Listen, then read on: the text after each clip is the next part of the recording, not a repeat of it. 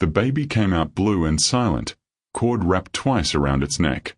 Celia's hands moved without thought, unwinding, clearing the mouth, pressing the small chest with 2 fingers. The mother screamed. The husband paced outside the bedroom door. The 2 younger enslaved women who assisted Celia watched with wide eyes, waiting for her signal. "Warm cloth," Celia said quietly. "Now." Her right eye tracked every detail.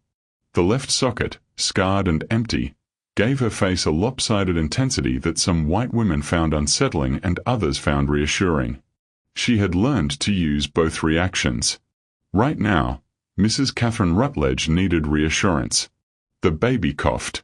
A weak sound, then stronger. Pink flooded the small face. Celia wrapped him quickly, placed him on his mother's chest, and stepped back. "A son, Mrs. Rutledge," she said, her voice carrying the practiced deference of 30 years. "Strong and healthy." Catherine Rutledge began to cry. She reached out and grabbed Celia's wrist, gripping hard enough to hurt. "Thank you," she whispered. "Thank you." Celia nodded and gently extracted her arm. She had delivered over 300 babies in Charleston's finest homes. The gratitude was always the same. It never lasted past the moment. The bedroom door opened.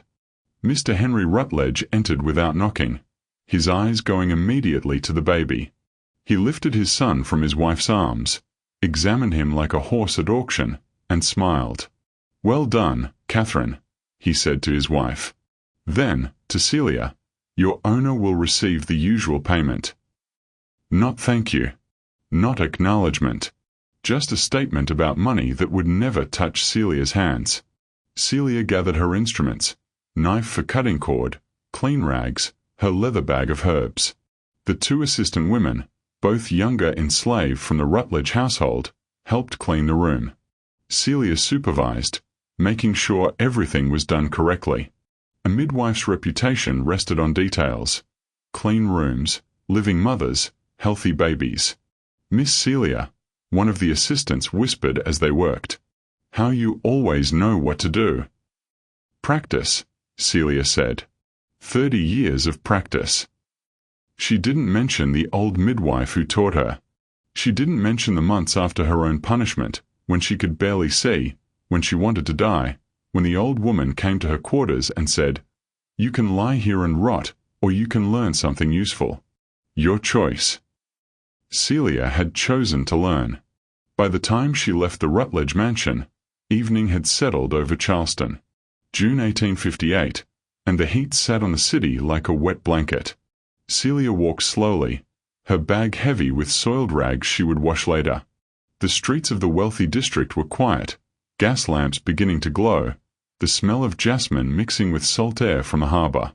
She belonged to the Vanderhorst family, one of Charleston's oldest names. Their estate sat on the edge of the city, close enough to the docks that you could hear ships' bells at night. The main house was 3 stories of white-painted brick with columns and balconies. Behind it sat the kitchen building, the stables, and the quarters where 32 enslaved people lived in various states of proximity to the main house. Celia had her own small room attached to the kitchen building. Mrs. Vanderhorst had given it to her 10 years ago, after the previous midwife died. The room held a narrow bed, a shelf for her herb jars, and a small table where she prepared remedies. It was more privacy than most enslaved people ever got. She knew what it cost.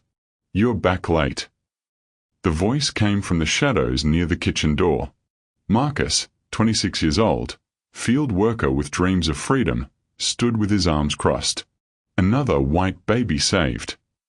"Another baby saved," Celia corrected. "Color doesn't matter when they're not breathing." Marcus made a noise in his throat. He had opinions about Celia's work, about her traveling between plantations to serve the people who owned them. He had opinions about many things, which would get him killed if he wasn't careful. "Mrs. Vanderhorst wants to see you," Marcus said. "Soon as you got back." Celia felt the familiar tightness in her chest. Late-night summons were never good news. She set down her bag and walked to the main house, entering through the kitchen door. The house slaves gave her careful nods. They respected her position but didn't trust it. Special treatment meant special danger. Mrs. Eleanor Vanderhorst sat in the small parlor she used for private meetings. She was 43, widowed last year when her husband died suddenly of what the doctors called heart failure. She had taken over management of the plantation with surprising efficiency. Celia had been giving her husband tonics for his health in the months before he died. She hadn't thought much about it at the time. She thought about it more now. "Celia," Mrs. Vanderhorst said, gesturing to a chair. Celia didn't sit. Enslaved people didn't sit in the presence of owners unless ordered. "The Rutledge baby is well." "Yes, elles s'y sont." "Good." Mrs. Vanderhorst folded her hands. "I need you to visit the Gadsden plantation tomorrow. Mrs. Margaret Gadsden is expecting her first child. She's requested you specifically." Celia's stomach dropped.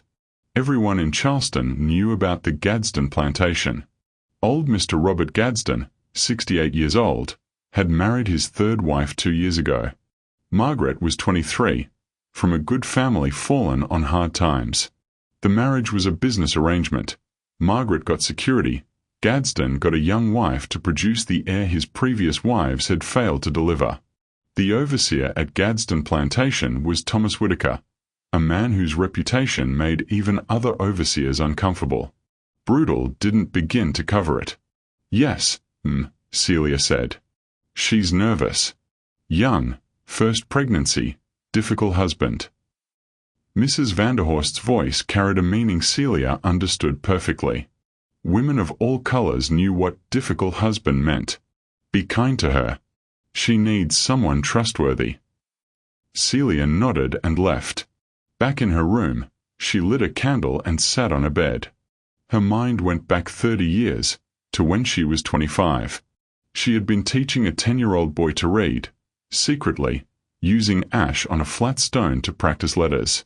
Someone had told the overseer. The man had heated a poker in the forge fire and held it to her left eye while the plantation owner watched. "This is what happens," the owner had said calmly, "when property forgets its place." She had been 4 months pregnant. She lost the baby that night. She never learned who told on her, though she had suspicions. Trust was a luxury enslaved people couldn't afford. The old midwife, a woman named Ruth who was nearly 70 then, had come to her in the days after. Ruth brought herbs for infection, cool rags for fever, and hard truths. "You want to die?" Ruth had asked. "Then die. But if you want to live, you need to be useful. Useful lives longer than angry." Celia had learned midwifery. She learned which herbs stopped bleeding, which ones eased pain, which ones brought on labor when a mother was dying. Ruth taught her everything, including the lessons that were never spoken aloud but demonstrated through careful selection of plants. "This is yarrow," Ruth had said once, holding up a flowering plant. "Stops bleeding, prevents infection. This," she held up another plant, almost identical, "is water hemlock. Looks similar. Very different result. A midwife must know the difference." Ruth had died 12 years ago. In her final days, fevered and failing, she had gripped Celia's hand. "Some men deserve their sickness, child," she had whispered. "Remember that." Celia hadn't understood then. She understood better now. The next morning, she walked to the Gadsden plantation.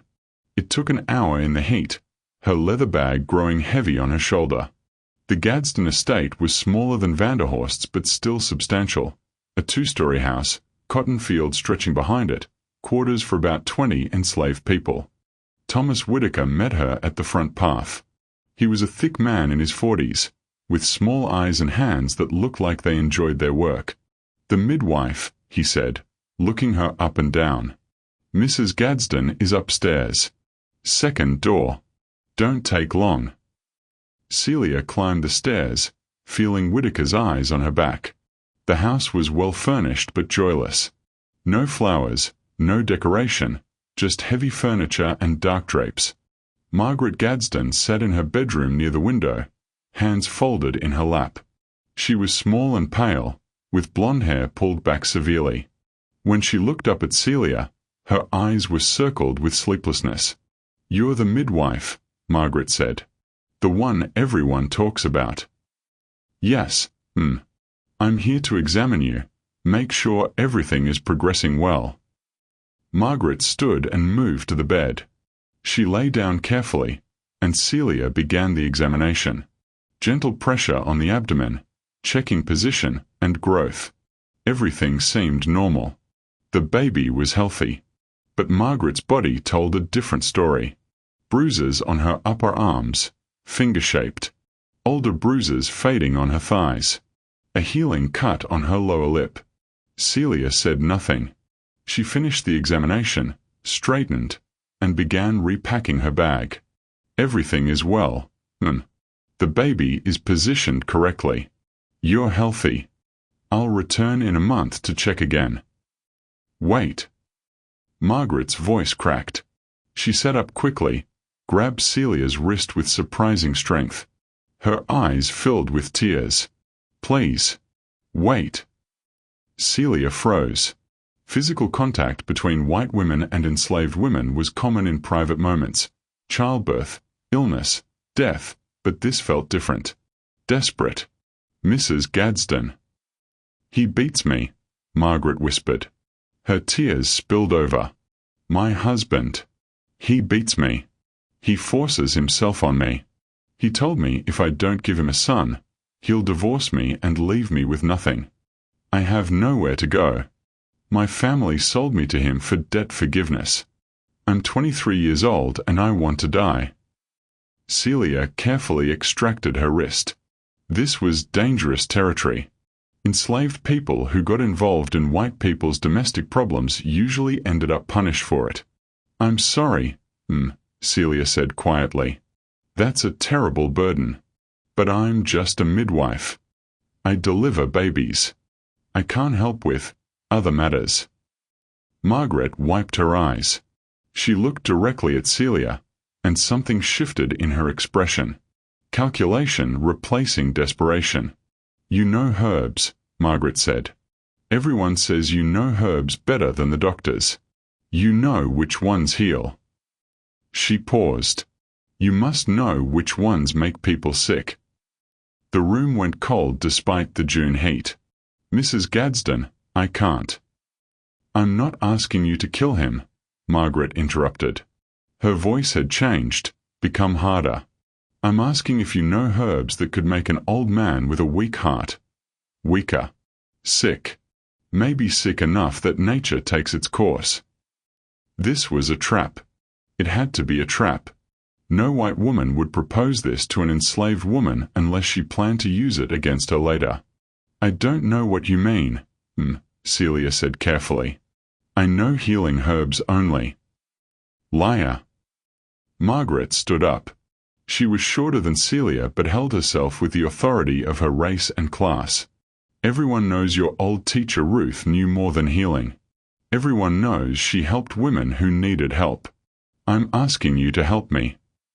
Before Celia could respond, the bedroom door opened. Whitaker stood in the doorway, his eyes moving between them. "Everything all right, Mrs. Gadsden?" His voice carried suspicion. "Fine," Margaret said quickly. "I was asking about herbs for morning sickness. Celia was just explaining my options." Whitaker stared at Celia. "That right?" "Yes, sir. Just discussing remedies for nausea." "Then you're done. Get out." Celia picked up her bag and moved toward the door. As she passed Margaret, the young woman pressed something into her palm, a small folded paper. Celia closed her fist around it without looking, kept walking, passed Whitaker without meeting his eyes, and descended the stairs. She made it halfway back to Vanderhorst Plantation before she stopped to read the note. It was written in shaky handwriting. "Please. He will kill me or I will kill myself. You are my only hope." Celia stared at the words. Then she tore the paper into tiny pieces and scattered them in the grass. That night, she lay in her narrow bed and thought about choices. Margaret Gadsden was right about one thing. Ruth had known more than healing. Ruth had shown her water hemlock, foxglove, nightshade. Ruth had taught her about doses, how much to heal, how much to harm. Power, Ruth had said once, is knowing the difference and choosing which to use. Celia touched her empty eye socket, feeling the ridged scar tissue. She thought about the baby she'd lost. She thought about 30 years of delivering white babies who would grow up to own black children. She thought about Margaret Gadsden's bruises and desperate eyes. She thought about the fact that saying no to Margaret might be as dangerous as saying yes. A knock came at her door. Celia sat up, suddenly alert. Midnight visitors meant trouble. "It's Hannah," a woman's voice said. Hannah worked in the main house, had been there 20 years. Celia opened the door. Hannah slipped inside, looked around to make sure they were alone. "Thomas Whitaker was here today," Hannah said quietly. "Talking to Mrs. Vanderhorst. Asking questions about you. About what herbs you carry. About whether you can be trusted." Celia's chest tightened. "What did Mrs. Vanderhorst say?" "Said you were the best midwife in Charleston. Said you'd been loyal for 30 years. But Celia..." Hannah gripped her arm. "He's watching you. Whatever happened at Gadsden Plantation, he knows something happened." After Hannah left, Celia sat in darkness. She was caught. If she refused Margaret and Margaret talked, she could be accused of plotting murder. If she agreed and got caught, she'd be executed. And Whitaker was already suspicious. But there was a third option. A dangerous one. She got up and lit a candle. From the shelf, she took down her jar of dried foxglove leaves. Beautiful plant, purple flowers, highly toxic. In tiny doses, it strengthened a weak heart. In slightly larger doses, it stopped a heart completely. Ruth's voice echoed in her memory. "Some men deserve their sickness, child." Celia stared at the jar for a long time. Then she put it back on the shelf and blew out the candle. But she didn't sleep. 3 days passed. Celia tried to avoid thinking about Margaret Gadsden's note, about Whitaker's questions, about the foxglove jar on her shelf. She attended 2 births, both routine, both successful. She prepared remedies for Mrs. Vanderhorst's headaches. She supervised her young apprentice, Sarah, teaching her how to recognize the position of a baby by touch alone. Sarah was 19, quick-minded, gentle-handed. She asked good questions. She would make an excellent midwife if she survived long enough to learn everything. "Miss Celia," Sarah asked on the 3rd afternoon, "why are you teaching me about this plant?" She held up a sprig of foxglove that Celia had included in the day's lesson. "We don't use it for births." "A midwife knows all herbs," Celia said carefully. "Not just the ones for childbirth. Women come to us with all kinds of ailments. Heart trouble, breathing problems, pain. We need to know what helps and what harms." "But this one harms," Sarah said. "In the wrong dose, yes. In the right dose, it helps hearts beat stronger." Celia took the plant from Sarah's hand. The difference between medicine and poison is often just a matter of measure. Sarah looked at her with those 2 knowing young eyes. "That's a dangerous lesson, Miss Celia. Everything about our lives is dangerous, girl. Might as well learn something useful." That evening, Mrs. Vanderhorst summoned Celia again. This time, there was another woman in the parlor, Mrs. Catherine Rutledge, whose baby Celia had delivered 4 days ago. "Celia," Mrs. Vanderhorst said, "Mrs. Rutledge has come to request your services again. Not for a birth, but for her health." Catherine Rutledge looked uncomfortable. She wouldn't meet Celia's eyes. "I've been having trouble sleeping," she said. "And headaches. I wondered if you had something that might help." This was unusual. White women usually called doctors for such complaints, not midwives. But Celia prepared a mild chamomile and valerian mixture, something harmless, and handed it to Mrs. Rutledge. "Thank you," Catherine said quietly. Then, so softly Celia almost missed it, "Margaret Gadsden is my friend. She's told me about her situation." The room went very still. Mrs. Vanderhorst stood and closed the parlor doors. When she turned back, her expression was different, calculated, intense. "Celia," Mrs. Vanderhorst said, "how long have you worked for my family?" 30 years, ma'am. In that time, you've been to dozens of homes. You've seen things that happen in private. You've heard things that women don't speak about in public." Mrs. Vanderhorst paused. "You're discreet. That's valuable." Celia said nothing. Her heart pounded. "My husband," Mrs. Vanderhorst continued, "died last year. Very suddenly. The doctors called it heart failure. He was 51, in good health. 1 week he was fine. The next week, he was dead. Do you remember?" "Yes, Do you remember the tonics I asked you to prepare for him? For his digestion?" Celia's mouth went dry. She remembered. Mrs. Vanderhorst had been very specific about the ingredients. She had insisted on including certain herbs that Celia wouldn't normally have used for digestion. At the time, Celia had thought it strange but had followed instructions.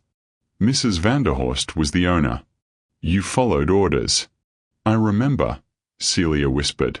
"Then you understand," Mrs. Vanderhorst said, "that you've already helped me once. Perhaps without realizing it. But you helped me. And now Margaret needs the same kind of help." This was worse than a trap. This was a confession. Mrs. Vanderhorst was admitting to murder and implicating Celia in it. "I didn't know," Celia started. "Of course you didn't," Mrs. Vanderhorst interrupted smoothly. "You're a midwife. You prepare what you're told to prepare. You're not responsible for how people use your remedies. But Celia, here's the truth. You did help me, intentionally or not. And if anyone ever questioned my husband's death, if they ever examined what you gave him, you would hang just as surely as I would. Probably more surely." Catherine Rutledge spoke up, her voice shaking. "Margaret came to our church tea last week. She was covered in bruises. She told us everything. About her husband, about Whitaker, about how she's trapped. Several of us. We have similar problems." "Similar problems." Celia repeated. "Difficult husbands," Mrs. Vanderhorst said bluntly. "Violent husbands. Husbands who drink away inheritances, who keep enslaved women as concubines, who beat their wives and call it their right. The law gives us no protection. Divorce ruins a woman's reputation and leaves her destitute. We are trapped just as surely as—" She stopped herself before saying "as you are," but Celia heard it anyway. "You're not trapped like me," Celia said quietly. "You can't be sold. You can't be beaten without consequence. You own people." "Fair enough," Mrs. Vanderhorst said. "We are not the same. But we are both trapped by men who have power over us. And Margaret is going to die if someone doesn't help her. Robert Gadsden will kill her, whether he means to or not." Celia looked between the two white women. This was insane. They were proposing a conspiracy, enslaved woman and slave owners, working together to murder white men. If discovered, Celia would be tortured and executed. The white women would probably escape with their reputations intact. "Why me?" Celia asked. "Why not poison him yourself?" "Because we don't know how," Catherine Rutledge said simply. "We don't know herbs. We don't know doses. And if a wife is seen preparing her husband's food differently, people notice. But a midwife, giving remedies for health? No one questions that. And if I refuse?" Mrs. Vanderhorst's face hardened. "Then I'll be very sad to discover that the tonics you gave my husband may have contained something harmful. I'll have to report my suspicions to the authorities. Your herb stores will be examined. Questions will be asked. You'll hang, Celia, and Margaret will die at her husband's hands. There it was. The final trap. Celia was already guilty in Mrs. Vanderhorst's story. She could add more guilt willingly or be destroyed for the guilt she already carried unknowingly. How many others? Celia asked. The two women exchanged glances. For more, Catherine said. Including us. Women who need help. Women whose husbands need to develop health problems. 6 murders, Celia said flatly. 6 acts of mercy, Mrs. Vanderhorst corrected. And think, Celia. These men, Gadsden, Rutledge, the others, they're not good men. They beat their wives. They abuse their slaves. Gadsden's overseer Whitaker is known for his cruelty. If these men died, the world would be better for it, including for your people. It was a devil's bargain wrapped in false solidarity. But Celia was thinking past the moral arguments to practical reality. She was already caught. She had already killed once, unknowingly. These women knew it. If she refused, she died. If she agreed and got caught, she died. But if she agreed and didn't get caught, I need to think, Celia said. You have 3 days, Mrs. Vanderhorst said. After that, I'll have to protect myself. You understand. Celia understood perfectly. She walked back to her room in a daze. Marcus intercepted her near the kitchen. What did they want? He asked. Private women's matters, Celia said. Marcus studied her face. You look scared. I'm always scared. You should be too. He lowered his voice. Celia, if you're in trouble, there are people who can help. People who help folks get north. I know someone who knows someone. You understand. She did. Marcus was involved with the Underground Railroad, the secret network that moved enslaved people toward freedom. It was knowledge that could get him killed. Not yet, Celia said. But keep that door open. In her room, she lit a candle and took out her jars. Foxglove. Water hemlock. Belladonna. Aconite. Dozens of plants, each with its own properties, its own dangers. Ruth had taught her all of this.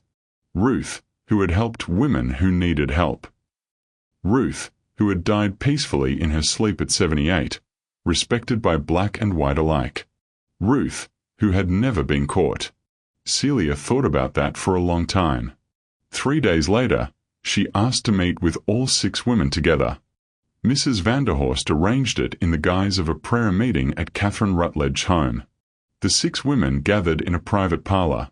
Mrs. Vanderhorst, Catherine Rutledge, Margaret Gadsden, and 3 others, Mrs. Elizabeth Blackwood, Mrs. Mary Hayward, and Mrs. and Porter. They were all young, all from wealthy families, all married to older or violent men. They looked at Celia with a mixture of hope, fear, and the peculiar entitlement of white women who expected service even in conspiracy. I'll help you, Celia said without preamble, but on my terms. The women leaned forward. First, I choose the method and the timing. Every death must look completely natural and different from the others. No patterns. Second, the deaths must be spaced apart. Months between them. Third, you never speak of this after today. Not to each other, not to anyone. This meeting never happened. Fourth, if I'm ever accused, all 6 of you swear I was attending births or otherwise accounted for. You give me alibis. Yes, Margaret said immediately. Yes, all of that. Fifth, Celia looked at each woman in turn. I'm doing this for my own reasons. Not for you. Not because I think we are allies or friends. You have power I'll never have. You're using me just like your husbands use you. I understand that. But I'm choosing this. So when it's done, you leave me alone. You don't ask for more. This is business, nothing else. The women were silent. Then Mrs. Vanderhorst nodded. Agreed. You have our word. Your word isn't worth much, Celia said bluntly.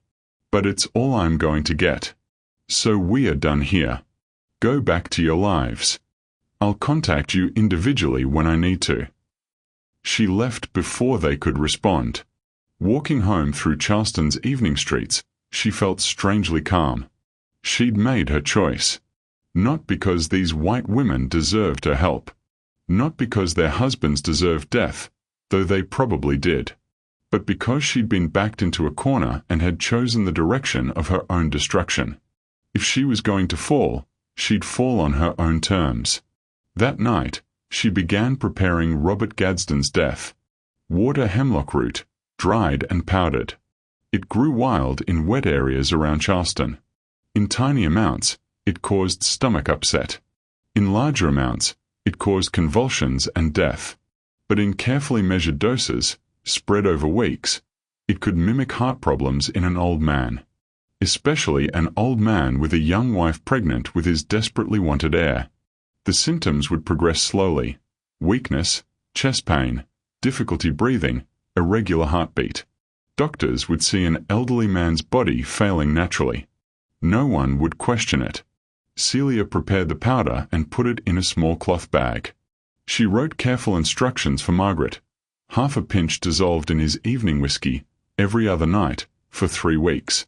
No more, no less. 2 days later, she returned to Gadsden Plantation for Margaret's monthly checkup. Whitaker watched her arrive, watched her enter, stood outside the bedroom door. But once inside, Celia moved quickly. She examined Margaret, confirmed the baby was growing well, and pressed the cloth bag into Margaret's hand. "Follow the instructions exactly," Celia whispered. "Not more, not less. Understand?" Margaret's eyes were huge. "Will it hurt him?" "Does it matter?" "No," Margaret said after a moment. "No, it doesn't." 3 weeks later, Robert Gadsden began complaining of chest pains. 4 weeks later, he was confined to bed. 5 weeks later, Dr. Pritchard was called to examine him. 6 weeks later, Robert Gadsden died in his sleep. The doctor listed cause of death as heart failure, common in men of advanced age. Margaret Gadsden became a very young, very wealthy widow, 5 months pregnant with her late husband's heir. At the funeral, Whitaker stared at Celia across the cemetery. She met his gaze steadily, her one eye giving away nothing. The first death was done. But Mrs. Catherine Rutledge was already asking when her turn would come. Over the next 8 months, 3 more men died in Charleston's elite circles. Each death was different, each seemed natural, each left a widow who inherited wealth and freedom. Henry Rutledge died of an apparent stroke in December 1858. He had been 46, in good health, until he suddenly collapsed at dinner. Dr. Pritchard examined the body, noted the paralysis on the left side, the absence of breath. "Apoplexy," he declared. "A brain seizure. Tragic, but not uncommon." Celia had used extract of aconite, the monkshood plant. Carefully measured doses over 6 weeks, delivered in a digestive tonic Catherine Rutledge gave her husband nightly. The symptoms, numbness, tingling, weakness, progressed until the final dose stopped his heart. It looked exactly like a stroke. Charles Blackwood died in March 1859. 51 years old, he had been ill for months with what seemed like consumption, coughing, weight loss, weakness, night sweats. By the time he died, everyone agreed it was a mercy. "Tuberculosis," Dr. Pritchard said sadly. "Wasting disease. Nothing to be done." But it wasn't tuberculosis. It was arsenic, harvested from the sap of Charles Blackwood's own oleander bushes in his garden. Mrs. Elizabeth Blackwood had fed it to him in tiny amounts for 5 months, following Celia's precise instructions. Slow enough that the symptoms matched consumption, fast enough that he died before real doctors might notice the difference. William Haywood died in July 1859. He had been 53, healthy, an expert rider. He fell from his horse during a morning ride, struck his head on a rock, and died instantly. Tragique accident. The horse must have startled, people said. Could happen to anyone. But the horse hadn't startled. William Hayward had been dizzy, disoriented, unable to balance properly. Celia had given Mrs. Mary Hayward a tincture made from jimsonweed and whispered instructions. 3 drops in his breakfast coffee, every morning for 10 days. It caused hallucinations, vertigo, impaired coordination. A man on a horse in that condition would inevitably fall. The blow to the head obscured any other cause. 4 men dead in 14 months. 4 wealthy widows. And Celia, the common thread, the one-eyed midwife who had attended all 4 households. Dr. Franklin Pritchard noticed first. He was 58, had been practicing medicine in Charleston for 30 years. He knew these families, had attended many of their health complaints, had signed 3 of the 4 death certificates. One afternoon in August 1859, he sent word requesting Celia's presence at his office. Not a home visit, but a professional consultation. That made Celia nervous. She went anyway, because refusing would have been more suspicious. Dr. Pritchard's office was lined with medical texts and glass jars of specimens. He gestured for Celia to sit. She remained standing. "I've been reviewing my records," Dr. Pritchard said without preamble. 4 prominent men dead in the past year. All in homes where you've been providing services. That's quite a coincidence. "I serve many homes, Dr. Pritchard," Celia said carefully. "I've delivered over 300 babies. I can't be held responsible for every death in families I visited." "Of course not. But I've been studying the symptoms. Rutledge's stroke came very suddenly. No prior indication of weakness, no family history. Blackwood's consumption progressed much faster than typical tuberculosis. Hayward's fall." He paused. His widow mentioned he'd been complaining of dizziness that morning, but he had no history of such problems. "What are you suggesting, doctor?" "I'm not suggesting anything. I'm observing." He pulled out a ledger. "I've also noted that you've been preparing various tonics and remedies for these families. Digestive aids, sleep drafts, supplements for health. All perfectly reasonable. But some of the herbs you've mentioned, foxglove, oleander, jimsonweed, these are dangerous plants in the wrong doses." "They're medicinal plants in the right doses," Celia countered, "which is why I'm trusted to use them." Dr. Pritchard studied her with intelligent eyes. "Indeed. You're very skilled, Celia. Probably more skilled than I am with botanical remedies. Ruth taught you well." "Ruth taught me to heal." "Ruth taught you many things, I'm sure." He closed the ledger. "I'm not going to pursue this further. I have no proof of any wrongdoing, and frankly, I'm not sure I want proof. But I am going to give you some advice. If another prominent man dies in a household you've been treating, I won't be able to ignore the pattern. Do you understand?" Celia understood. He was warning her. Whether from mercy, uncertainty, or fear of causing a scandal, he was giving her a chance to stop. "I understand, doctor." "Good. You may go." Celia left the office and walked straight to Mrs. Vanderhorst's house. She found her in the garden, cutting roses. "It's over," Celia said quietly. "No more." Mrs. Vanderhorst looked up, surprised. "What do you mean?" "Dr. Pritchard is suspicious. He's noticing patterns. If one more man dies, he'll investigate properly. We have to stop." Mrs. Vanderhorst set down her cutting shears. "That's unfortunate, because I have another problem that needs solving." "I don't care. I'm done." "You're done when I say you're done." Mrs. Vanderhorst's voice went cold. "You seem to have forgotten your position, Celia. You're not a partner in this.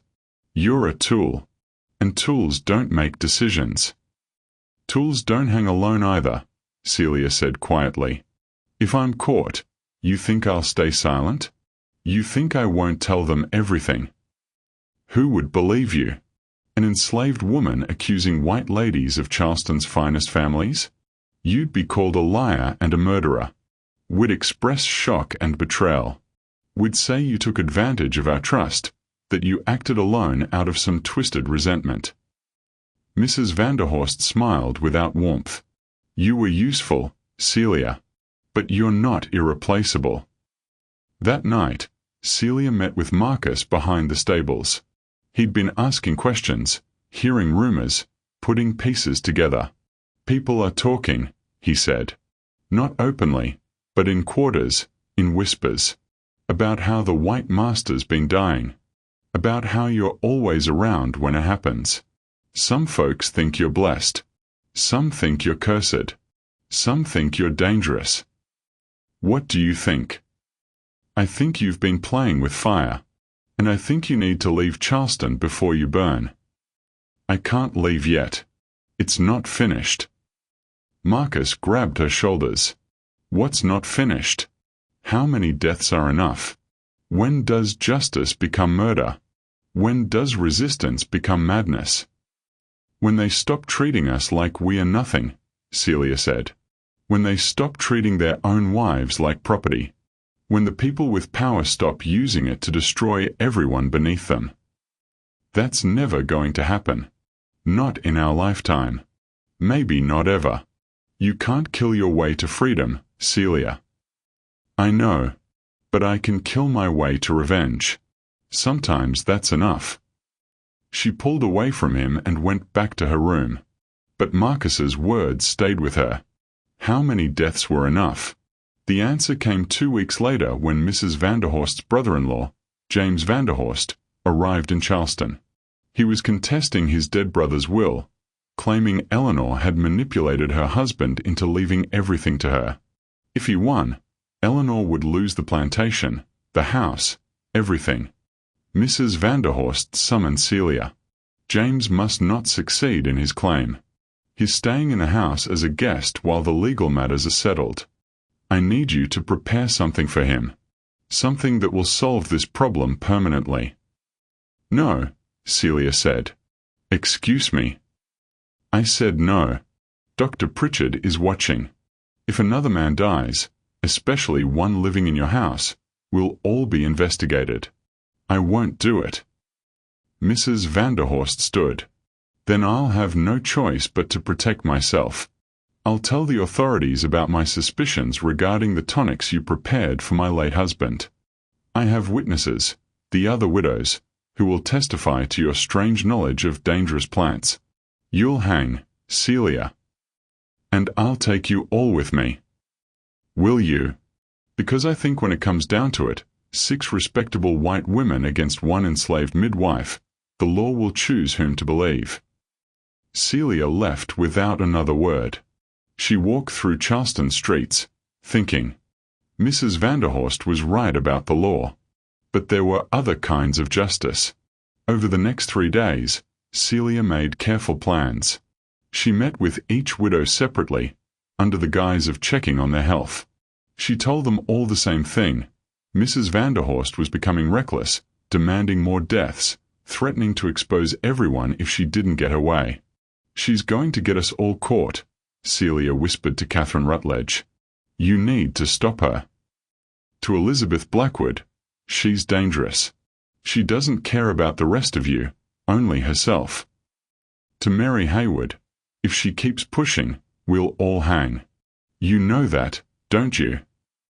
The widows became nervous. They met for tea, without Mrs. Vanderhorst, discussing what to do.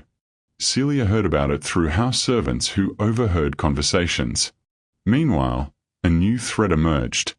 Thomas Whitaker, who had been dismissed after Robert Gadsden's death, had started working as an independent overseer, hiring himself out to multiple plantations. He had also started investigating Celia openly. He interviewed enslaved people who knew her, asking about her herb collection, her travels, her behavior before each death. He documented timelines. He talked to Dr. Pritchard, comparing notes. One evening in September, Whitaker, and 2 other overseers came to Vanderhorst plantation. They found Celia in her room and broke down the door. "We know what you've been doing." "Which?" Whitaker said. He held a thick stick. "You've been poisoning white men. You're going to confess, and then you're going to hang." Celia backed against the wall. "I've done nothing wrong. I'm a midwife. I deliver babies and prepare healing remedies." "Liar." Whitaker struck her across the face. She fell, tasted blood. "We found nightshade in your stores. Water hemlock. Plants no healer needs. You're going to tell us who else is involved. Who told you to do it? Which white folks are behind this?" He hit her again. And again. Celia curled on the floor, trying to protect her head. The other overseers joined in, kicking, beating. "Stop!" The voice came from the doorway.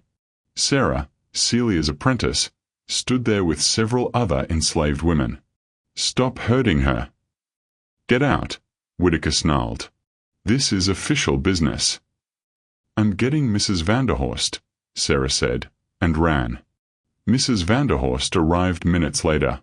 She surveyed the scene, Celia bleeding on the floor, the overseer standing over her, the destroyed herb jars, and her face went white. "What is the meaning of this?" she demanded. "This woman is a murderer," Whitaker said. "She's been poisoning white men across Charleston. We are taking her to the authorities." "You're doing no such thing. Not on my property. Not to my property. She's dangerous. She's mine. And if you've damaged her permanently, you'll answer for it." Mrs. Vanderhorst's voice was ice. "Get out. All of you. Now." The overseers left, but slowly, resentfully. Whitaker paused at the door. "You're protecting a killer, Mrs. Vanderhorst. That makes you complicit. Think about that." After they left, Sarah and 2 other women helped Celia to her bed. She had broken ribs, cuts, bruises. Sarah cleaned her wounds with gentle hands. "Why did she protect you?" Sarah whispered. Celia knew why. Mrs. Vanderhorst needed her alive and quiet. A dead Celia couldn't finish the job with James. But a dead Celia also couldn't testify. The calculation had shifted. "I don't know," Celia said. "But it won't last." That night, despite the pain, Celia made her decision. She would do what Mrs. Vanderhorst wanted, but not the way Mrs. Vanderhorst expected. She had 2 weeks before James Vanderhorst's legal claim would be heard in court. In that time, she would prepare something special. Not just for James. For all of them. She called Marcus to her room and told him her plan. He listened, horrified. "You'll kill them all? All the widows? They were going to sacrifice me anyway. They've already turned on each other. This way, I control what happens." "And then what? You think you'll just walk away?" "You're going to help me walk away. North. Like you promised." Marcus stared at her. "You've become exactly what they made you. A killer." "No. I've become what I chose to be. There's a difference." Marcus left without agreeing to help. But Celia knew he would. He was too good a man to let her die, even if he hated what she'd become. 2 days later, Detective Edmund Cross arrived in Charleston. He was a private investigator from Richmond, hired by the city council to look into what they were calling unusual mortality patterns among prominent citizens. Cross was in his 50s, methodical, intelligent. He didn't share the casual racism of many Charleston officials. He looked at evidence, not assumptions. He interviewed Dr. Pritchard first, reviewed medical records, examined death certificates. Then he began visiting households where deaths had occurred. He interviewed servants, family members, reviewed financial records. Finally, he came to interview Celia. They met in Mrs. Vanderhorst's parlor, with Mrs. Vanderhorst present. Cross was polite, professional. "You're quite accomplished, Celia," he said. Over 300 births delivered. Trusted by Charleston's finest families. That's impressive. Thank you, sir. I've been reviewing the timeline of recent deaths. Robert Gadsden, Henry Rutledge, Charles Blackwood, William Haywood. All wealthy men. All died within 14 months. All had young wives. And all had received medical care from you in the weeks before their deaths. That's quite a pattern. I serve many families, sir. It's not unusual that I would be present in multiple households. No, it's not. But the circumstances of the deaths are unusual. Gadsden's sudden heart failure. Rutledge's stroke with no prior indication. Blackwood's rapid consumption. Haywood's accidental fall after experiencing dizziness. Cross pulled out a notebook. I've been consulting with physicians and botanists. These symptoms are consistent with certain plant poisonings. Hemlock, aconite, arsenic, Jimson weed. All plants, I'm told, that you would have knowledge of as a midwife trained in herbal remedies. Mrs. Vanderhorst interrupted. Detective Cross, this is outrageous. Celia has served my family faithfully for 30 years. She's a healer, not a poisoner. I'm not making accusations. I'm observing patterns. But I will say this. If another death occurs in circumstances similar to these, I will have sufficient cause to pursue charges. The evidence may be circumstantial, but it's accumulating. He turned back to Celia. I'm giving you fair warning. If you're involved in anything improper, stop now. Disappear if you must. But if one more man dies under suspicious circumstances, I will see justice done. Do you understand? I understand, sir. After Cross left, Mrs. Vanderhorst turned to Celia. You see, we are running out of time. James must be dealt with before Cross starts digging deeper. You heard what he said. Another death and we are all finished. Which is why it must look completely natural. An accident. Something no one could possibly question. Mrs. Vanderhorst leaned forward. James rides every morning. The path along the river is treacherous. If his horse were to throw him at the wrong spot. No. Celia. I said no. Find someone else. I'm done. There is no one else. And you're not done until I say you're done. Mrs. Vanderhorst's voice dropped to a whisper. Tomorrow night, I'm hosting a memorial tea. A gathering to honor my late husband and the other departed men. All the widows will attend. James will be there too. I want you to prepare a special tribute. A medicinal drink we'll all share in their memory. Something that will solve our James problem quietly during the gathering. Celia stared at her. You want me to poison him in front of everyone. I want you to give him something that will make him violently ill later that night, after his return to his room. Something that will look like a sudden seizure or heart attack. The other guests will provide witnesses that nothing unusual happened during the tea. That's insane. Cross is already watching me. If James dies right after a gathering where I serve drinks. Which is why you'll make sure it looks natural. You've done it 4 times already. One more shouldn't be difficult. Celia left the parlor, her mind racing. Mrs. Vanderhorst was getting reckless, desperate. The memorial tea was 2 days away. That night, Celia prepared 2 sets of doses. One for James Vanderhorst, the expected poison, and one for the tea the widows would drink, the unexpected one. She chose carefully. A mixture that would cause severe symptoms within hours. Cramping, vomiting, difficulty breathing, racing heart. Not immediately fatal, but dangerous. There would be time for an antidote, if she chose to give it. The next morning, she met with Sarah in private. I need you to do something for me, Celia said. Tomorrow night, there's a tea at the main house. If anything goes wrong, if there's shouting or chaos, you come find me immediately. And you be ready to run. Do you understand? Sarah's eyes were frightened.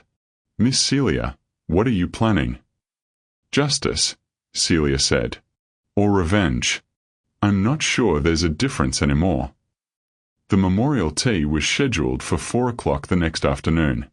Celia spent the morning preparing everything. The poison for James in a small vial. The poison for the widows mixed into the tea itself. The antidote, made from activated charcoal and other substances, stored separately. At 3 o'clock, she walked to the main house, carrying her preparations. Her ribs still ached from the beating. Her face was still bruised. But her hands were steady. The widows arrived: Mrs. Vanderhorst, Catherine Rutledge, Elizabeth Blackwood, Mary Haywood, and Ann Porter, plus Margaret Gadsden, now 7 months pregnant, glowing with the health and freedom of widowhood. James Vanderhorst was there too, smug and dismissive, already counting the plantation as his. Celia served the tea, playing the perfect servant. She poured carefully, making sure each widow received a full cup. Jame stekline tea, preferring fiski. That complicated things.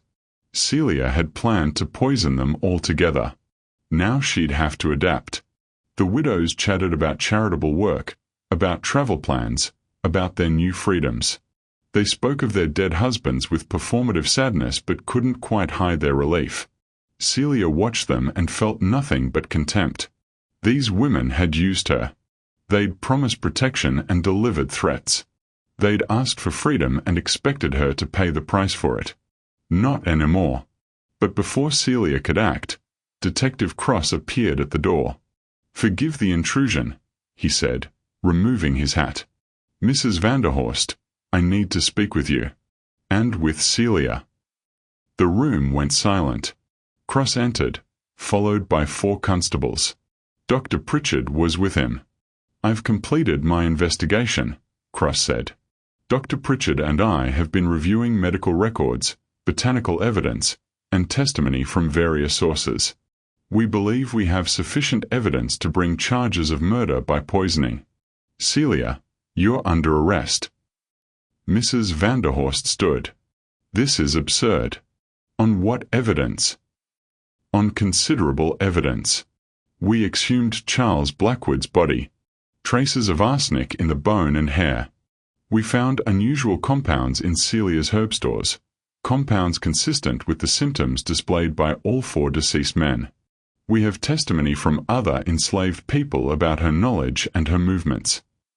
Cross gestured to the constables. "Take her into custody."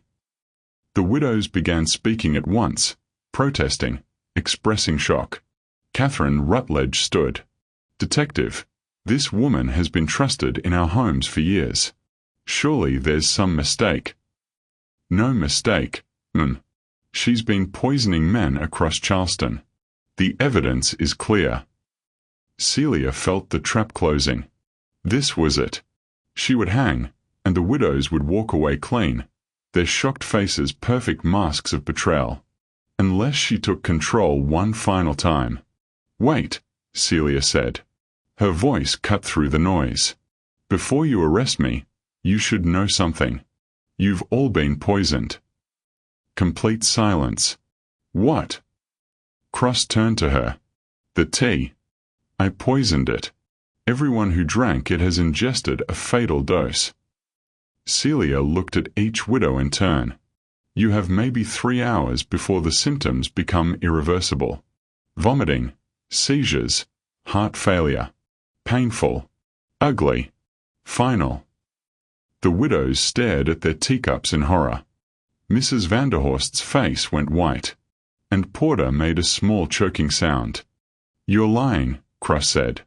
"This is a desperate attempt to." "I'm not lying. Check their pulses.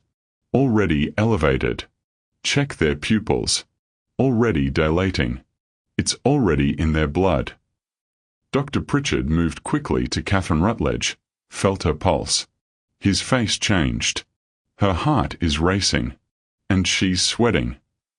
He checked Mrs. Vanderhorst. Same symptoms. "Dear God," Cross breathed. "There's an antidote," Celia said calmly. I prepared it, but I'll only give it under certain conditions. What conditions? Mrs. Vanderhorst's voice shook. Tell him the truth. All of you. Tell Detective Cross who really killed those men. Who asked for it. Who planned it. Who benefited from it. Tell him everything. You're insane, Elizabeth Blackwood whispered. Maybe. But you're dying. So talk. For 10 seconds, no one spoke. Then Catherine Rutledge grabbed her stomach and bent over, gasping. I can't breathe properly. Something's wrong. The antidote, Cross said urgently. Where is it? Not until they talk. Mrs. Vanderhorst lunged at Celia, but the constables held her back. You murderous bitch. I should have killed you years ago. But you didn't. You needed me. You all needed me to do your dirty work. And now you're going to admit it, or you're going to die knowing your respectability died with you. Margaret Gadsden started crying. I asked her to do it. I asked her to kill my husband. He was beating me. He was going to kill me. I asked her, and she said yes. She gave me the poison, told me how to use it. I killed Robert. Catherine Rutledge collapsed into a chair, holding her chest. Henry too. I asked her. She prepared something for his drinks. I gave it to him for weeks. I killed my husband. Elizabeth Blackwood was sobbing now. Charles. The oleander. It was me. She told me how, but I did it. Mary Hayward whispered. William. The Jimson weed. I put it in his coffee before his ride. I wanted him dead. Mrs. Vanderhorst said nothing, her face a mask of fury and fear. And you? Cross looked at her. What about your husband? She knew, Celia said quietly. She's the one who started all this. She poisoned her own husband using remedies I prepared without knowing they were poisonous. Then she threatened to blame me for it if I didn't help the others. She's been in control the whole time. Mrs. Vanderhorst finally spoke, her voice shaking with rage and panic. Fine. Yes. I wanted him dead. He was cruel, he was wasteful, he was destroying everything my family built. I asked Celia for specific herbs. I knew what they would do. And when Margaret came to me with her problem, I saw an opportunity. We all did. These men were monsters. They beat us, they controlled us, they treated us like property. We did what we had to do to survive. Cross looked between the women and Celia, his face ashen. This is conspiracy to murder. Multiple murders. You're all guilty. Yes, Celia said. We are. But now you have a choice, detective. You can arrest all of us, 6 wealthy white women of Charleston's finest families and 1 enslaved midwife, and create the biggest scandal this city has ever seen. Or you can let me give them the antidote, and we can all go our separate ways. That's not how justice works. Justice. Celia laughed bitterly. There's no justice here. These women will claim coercion, temporary insanity, abuse that drove them to desperation. Juries of men will sympathize with them. They'll get light sentences or acquittals. But me, I'll hang. We both know that. So where's the justice? And Porter was vomiting into a basin now. The symptoms were progressing faster than Celia had expected. Maybe she'd miscalculated the dose. Dr. Pritchard grabbed Cross's arm. Edmund, these women are dying. Whatever your principles, you have to let her give them the antidote. Cross's jaw worked. He was a man caught between duty and reality, between law and survival. Give them the antidote. Not yet, Celia said. One more thing. James Vanderhorst, what were you planning for him? Mrs. Vanderhorst could barely speak through her labored breathing. The same. I wanted you to poison him. During this tea. To stop his legal claim. Did you poison him? Cross demanded. Celia looked at James Vanderhorst, who had been standing frozen in the corner, watching everything unfold. No. He didn't drink the tea, but I have something prepared for him anyway. She pulled out the second vial. This one was meant for him specifically. James backed away. You stay away from me, you witch. Relax, Celia said. I'm not going to use it. I'm giving it to Detective Cross. Evidence. Proof of intent. She handed the vial to Cross. That's water hemlock. Enough to kill a man. Mrs. Vanderhorst asked me to put it in his drink tonight. I was going to refuse, but she threatened to expose me. So I prepared it. But I never intended to use it. Liar. Mrs. Vanderhorst gasped. You poisoned us. You're a killer. I am, Celia agreed. But so are you. The difference is, I'm honest about it. Catherine Rutledge slumped forward, unconscious. Dr. Pritchard checked her pulse. We are running out of time. The antidote, Celia said to Cross. What happens to me after I give it to them? Cross looked at the dying women, at the evidence of Charleston's darkest conspiracy, at the impossible choices before him. If I arrest everyone here, this city will tear itself apart. Families will be destroyed. Reputations will be ruined. And you're right, in the end, you'll be the only one who hangs. So I'm going to make a decision that will haunt me for the rest of my life. Cross turned to his constables. This matter is closed. James Vanderhorst died of natural causes after this tea, heart failure. These ladies became ill but recovered. The deaths of the other men were natural as well. No foul play. Case closed. What? One of the constables looked shocked. Sir, you can't. I can, and I am.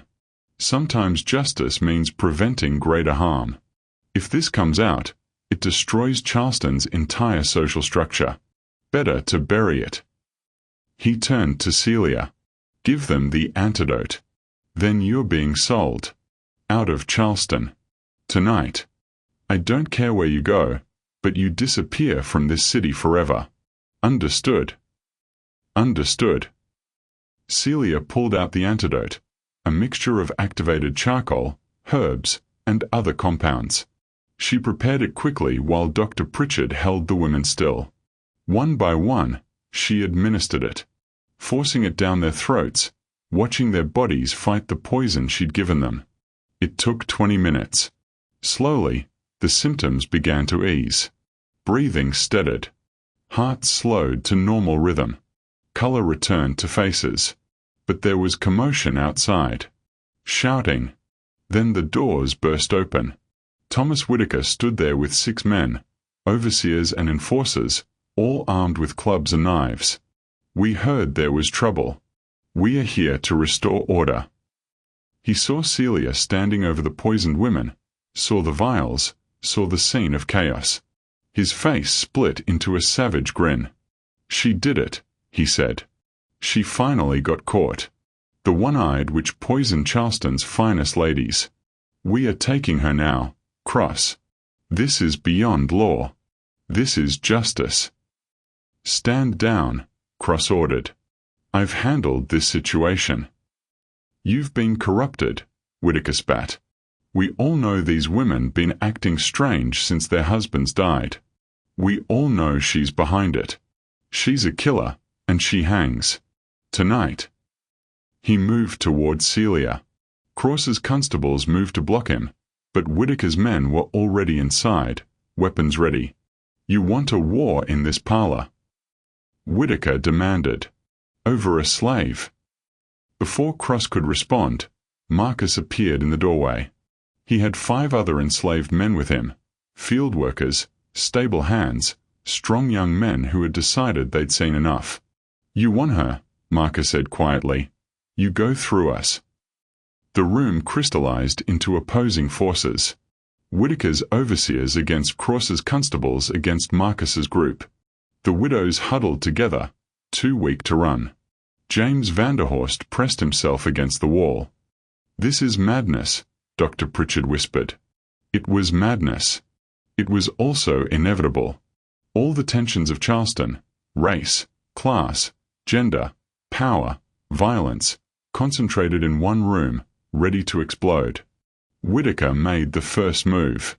He lunged at Celia with his club raised. Marcus intercepted him, grabbed his arm. They struggled. Other men joined in. Constables trying to restore order. Overseers trying to reach Celia. Enslaved men fighting back for the first time in their lives. In the chaos, Whitaker broke free and came at Celia again. She dodged, but he caught her shoulder, drove her to the ground. His hands closed around her throat. "You're going to hell where you belong," he hissed. Celia's right hand found a piece of broken teacup on the floor. She drove it into Whitaker's neck. He made a choking sound, released her, stumbled backward. Blood poured from the wound. He fell to his knees, then to his face. Within seconds, he was still. Dead. Everyone froze. An enslaved woman had just killed a white overseer in front of witnesses. That was insurrection. That meant execution for everyone involved. Cross looked at the body, at Celia standing over it with blood on her hands, at the room full of witnesses. He made his choice. Thomas Whitaker attacked an investigation in progress, Cross said loudly, clearly, for everyone to hear. He struck his head during the struggle. An accident during an attempt to interfere with official business. His death is tragic but not criminal. Does everyone understand? Slowly, heads nodded. The constables understood they were being given an order. Whitaker's men understood they were outmatched and witnessing something that could get them all killed if they didn't accept the official story. The enslaved men understood they were being offered survival. "Good," Cross said. "Remove the body. File it as an accidental death. Everyone else, forget what you saw here today. That's an order." The room began to empty. Whitaker's body was carried out. The widows were helped to their rooms, still weak from the poison and antidote. James Vanderhorst fled, deciding that maybe a legal battle wasn't worth staying in Charleston. Cross turned to Celia. "You have 2 hours. There's a wagon leaving for Savannah tonight. You'll be on it, officially sold to a merchant there. Unofficially." He glanced at Marcus. "I assume there are people who can help her after that." "There are," Marcus said. "Then go. Both of you."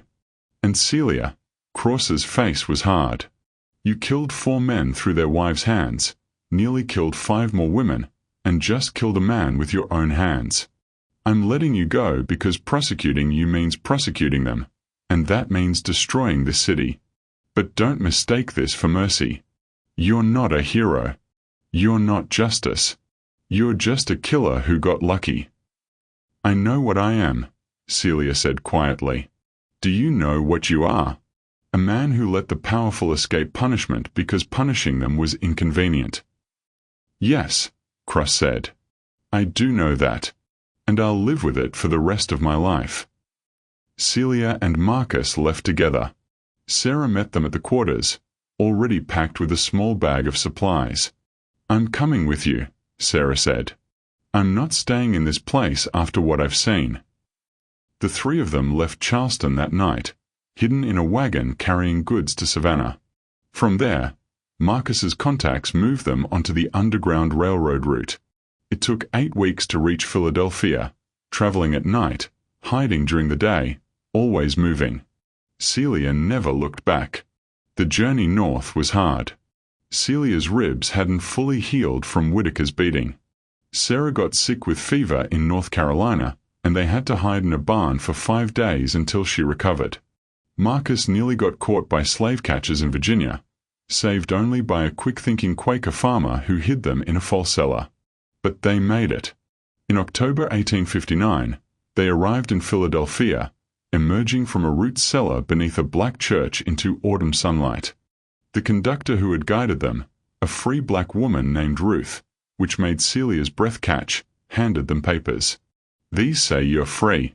They're forged, but they're good. Don't go south of Baltimore. Don't talk about where you came from. Don't trust anyone too quickly." "What do we do now?" Sarah asked. She was 20 years old, had known nothing but enslavement, and freedom was terrifying. "Now you live," Ruth said. "That's all. You just live." They found rooms in a boarding house in the black section of Philadelphia. 3 women sharing a small space, learning what freedom meant. It meant paying rent. It meant finding work. It meant no one could sell you, but also no one had to feed you. Celia took the name Clara Freeman. She was 56 years old, missing one eye, carrying scars inside and out. She set up as a midwife, quietly letting it be known she had experience. Free black women and poor white women found their way to her door. She delivered babies. Only babies. Nothing else. When women asked about herbs for other purposes, she refused. "I deliver life now," she said. Nothing else. Sarah became her assistant again, learning the trade properly this time. Marcus found work at the docks, loading ships, saving money. He talked about going west, about finding land, about building something. He asked Celia to come with him. "I'm not fit for building," she said. "I'm fit for remembering." Back in Charleston, the story took on its own life. The official version, provided by Detective Cross and accepted by the authorities, was simple. Thomas Whitaker died in an accidental fall during an investigation. Several prominent men had died of natural causes over the past years. No foul play. Case closed. But unofficial versions spread through the enslaved community like wildfire. Celia, the one-eyed midwife, had killed 12 white masters. Some said 20. Some said she was a witch. Some said she was an angel of vengeance. Some said she escaped to the north. Some said she died on the road. Some said she was still in Charleston, hiding, waiting to strike again. The widows never spoke publicly about what happened. But among themselves, in private moments, they knew the truth. They had asked for death and received it. They had escaped punishment only because the detective chose to bury the scandal rather than expose it. Mrs. Eleanor Vanderhorst ran her plantation efficiently but lived in constant fear that someone would talk, someone would investigate, someone would connect all the deaths. She never remarried. She treated her enslaved people with calculated fairness, not kindness, just enough that they wouldn't speak against her. When the Civil War came, she lost everything anyway. Catherine Rutledge moved to Philadelphia in 1860. Ironically, the same city as Celia, though they never crossed paths. She became involved in abolition movements, giving speeches about the evils of slavery. Her version of events carefully edited. She had been traumatized by a dangerous enslaved woman who had betrayed her trust. She used her testimony to argue for better control, then gradually shifted to arguing for abolition. She never mentioned asking for her husband's death. Elizabeth Blackwood developed severe anxiety. She saw poison everywhere, trusted no one, eventually withdrew from society completely. She died in 1862, alone in her mansion, of what doctors called nervous exhaustion. Some said she starved herself because she couldn't trust any food. Margaret Gadsden gave birth to a son in late 1859. She remarried in 1861 to another elderly wealthy man. He died in 1863 of natural causes. She remarried again in 1865. That husband lived, either because Margaret had learned her lesson, or because she'd never needed Celia's help, just Celia's knowledge. No one investigated her pattern of dead husbands because by then, the Civil War had provided cover for all kinds of deaths. Mary Hayward and Ann Porter left Charleston together, moved to Savannah, lived as widowed companions. They never married again. They never spoke about 1859. They donated money to churches and orphanages, trying to buy their way into grace. Detective Edmund Cross continued his work but was changed forever. He kept notes about the Charleston case in a private journal, writing, "I enforced law but not justice. I saved guilty women and condemned myself. What is justice when the law itself is unjust? What is duty when duty requires you to protect the powerful at the expense of truth?" When the Civil War broke out in 1861, Cross joined the Union Army. He fought at Antietam, at Gettysburg, at Cold Harbor. He died in 1864, shot while charging Confederate lines. His journal was found among his effects, but his family burned it to protect his reputation. Dr. Franklin Pritchard burned his notes on the poisonings immediately after that terrible day. He never spoke of it, but he began researching toxicology seriously. He published papers on plant-based poisons, on the difficulty of detecting them, on the gaps in medical knowledge. His work influenced later forensic medicine, though he never explained what inspired it. In his private diary, he wrote, "I recognized murder and helped conceal it. I am complicit. But if I had exposed it, what would have changed? The women would have claimed temporary insanity from abuse. Juries would have sympathized. Celia would have hanged alone. Sometimes the law is not equipped to handle the complexities of human evil." James Vanderhorst left Charleston the night of the memorial tea. He withdrew his legal claim, settled for a small payment from Eleanor, and moved to Baltimore. He never spoke publicly about what he witnessed, but he told his children that he had seen the devil in Charleston, wearing a woman's face.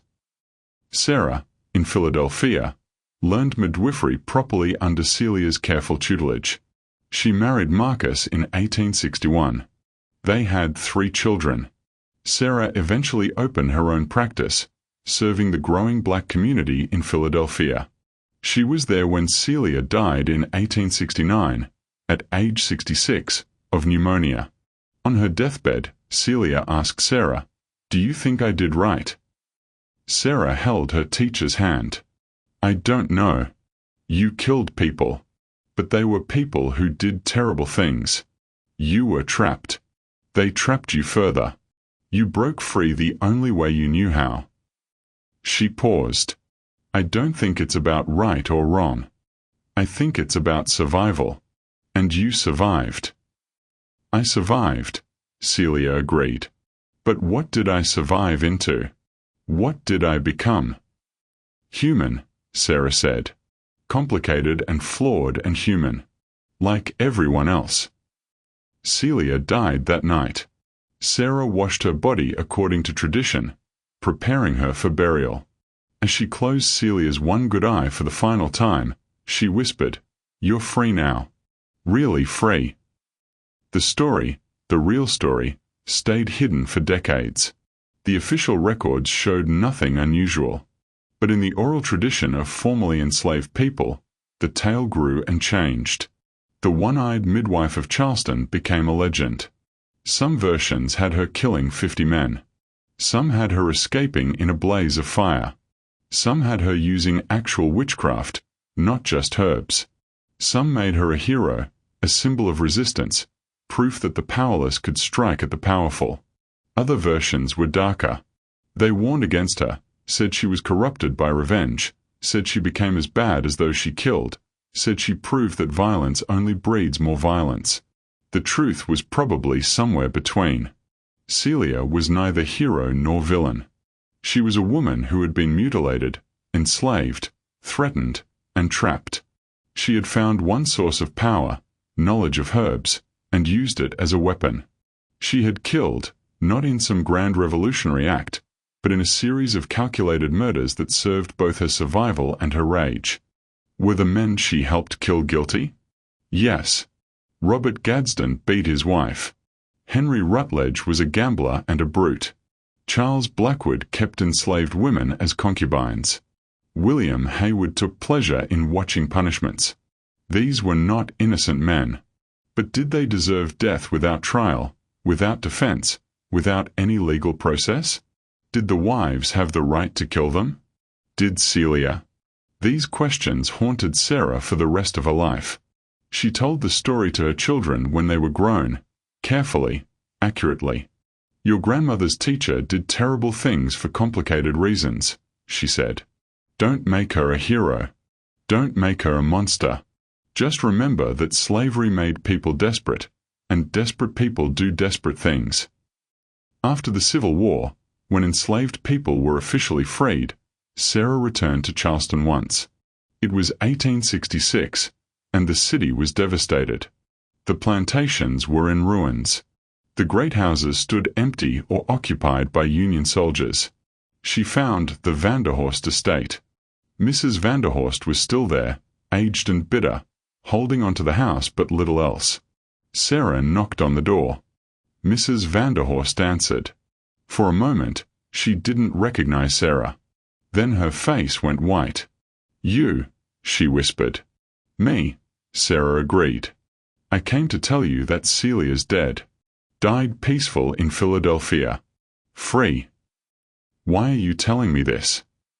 "Because you should know. You used her. You threatened her. You tried to sacrifice her. But she escaped. She lived 10 years in freedom. She died in peace. You need to know that." Mrs. Vanderhorst stared at her. She was a murderer. "So were you," Sarah said calmly. "The difference is, she paid for it every day. Her conscience, her fear, her knowledge of what she'd become. Did you?" Mrs. Vanderhorst said nothing. "I didn't think so," Sarah said. She turned and left, leaving the old woman standing in the doorway of her ruined plantation. That encounter became part of the story too. The apprentice who returned to face the mistress.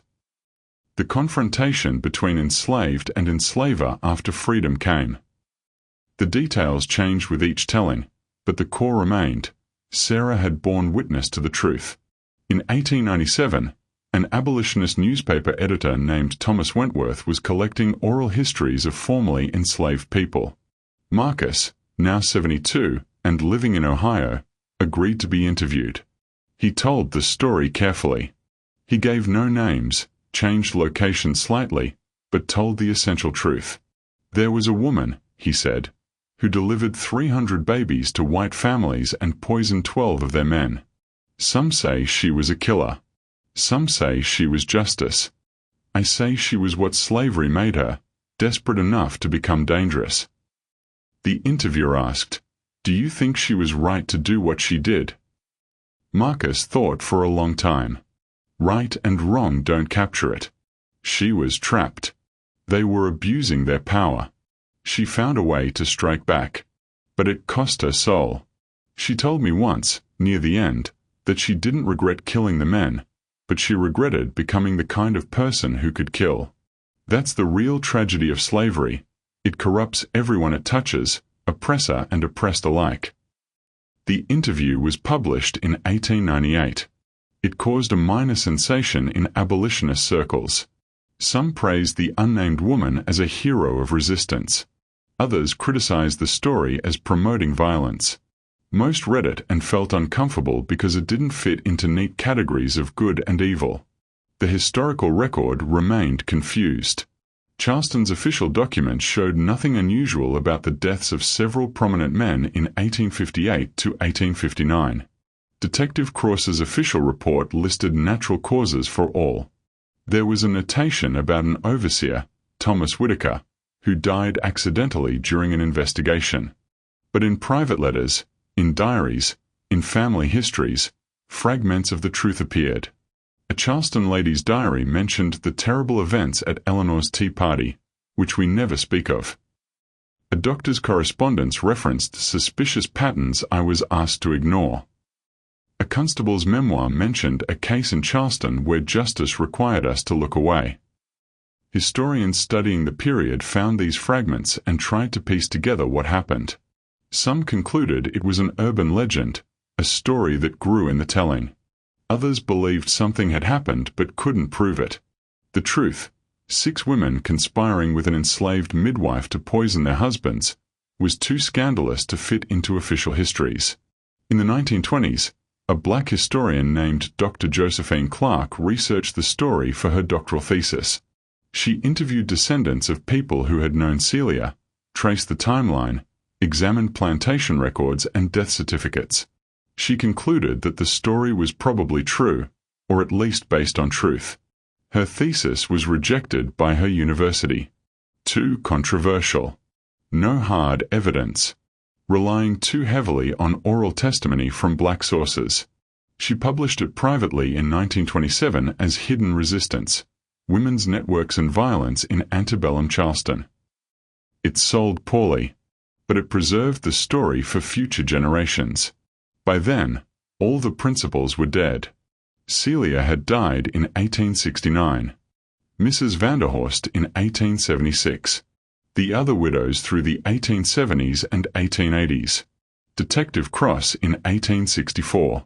Dr. Pritchard in 1883. Marcus in 1901. Sarah in 1908. But the story lived on. In black communities, the one-eyed midwife became part of the oral tradition. In women's studies classes of the 1970s, she became an example of intersectional oppression and resistance. In true crime circles, she became America's first female serial killer, though that designation ignored the complexity of her situation. Different communities told different versions. Some emphasized her victimization. Some emphasized her agency. Some focused on the white women's complicity. Some focused on the structural violence of slavery that created the conditions for her actions. The question that never went away was this: was she a murderer or a freedom fighter? A victim who became a perpetrator, or a perpetrator who was always a victim? The answer, probably, was both. And neither. And something more complicated than those categories allowed. What was certain was this: an enslaved woman named Celia, who had lost an eye to punishment and a child to trauma, learned the art of healing and the art of killing. She used that knowledge to kill 12 men, for directly through poison she prepared, 5 more that she almost killed, 1 overseer she stabbed with her own hands, and 2 through the poisoning of her old teacher Ruth that she didn't know about at the time. She did this over the course of several years, in collaboration with 6 white women who wanted their husbands dead. She was never prosecuted. She escaped to freedom. She lived another 10 years in Philadelphia, delivering babies, refusing to use her knowledge for harm again. She died peacefully as someone carrying that weight could die. Her story revealed uncomfortable truths about slavery, about gender, about power, about justice. It showed that oppressed people could become oppressors, that victims could become perpetrators, that resistance could look like murder, that justice and revenge were sometimes impossible to distinguish. It showed that the real horror of slavery wasn't just the physical violence, though that was terrible enough. It was the moral corruption, the way it forced people into impossible choices, the way it made monsters out of humans on all sides. The story of the one-eyed midwife of Charleston was true. And it was legend. And it was warning. And it was testimony. It was, ultimately, human.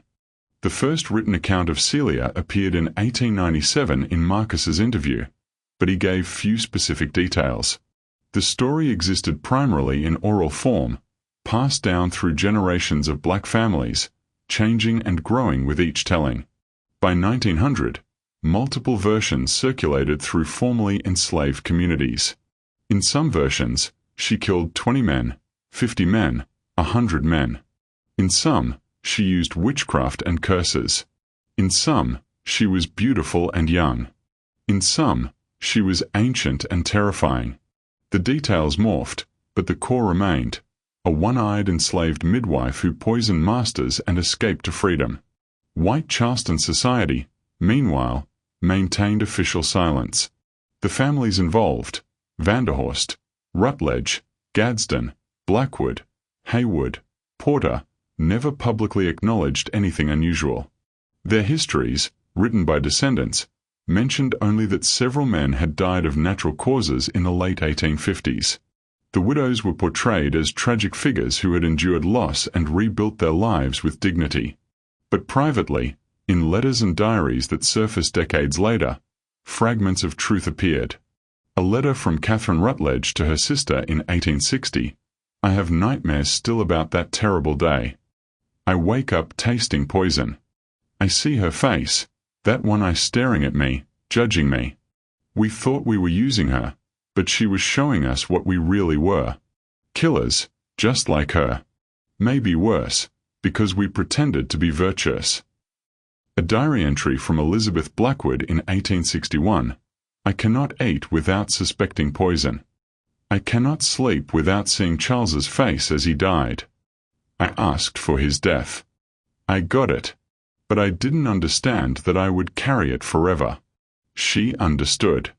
That's why she looked at us with such contempt. She knew what we were buying and what it would cost. A private memoir from James Vanderhorst, never published. I witnessed something in Charleston that I cannot fully describe. A conspiracy between enslaved and enslaver, a plot that revealed the rot at the heart of our society. They said slavery was natural, that it was right, that it was blessed by God. But what I saw that day showed me the truth. Slavery turned everyone into monsters. The oppressed became murderers.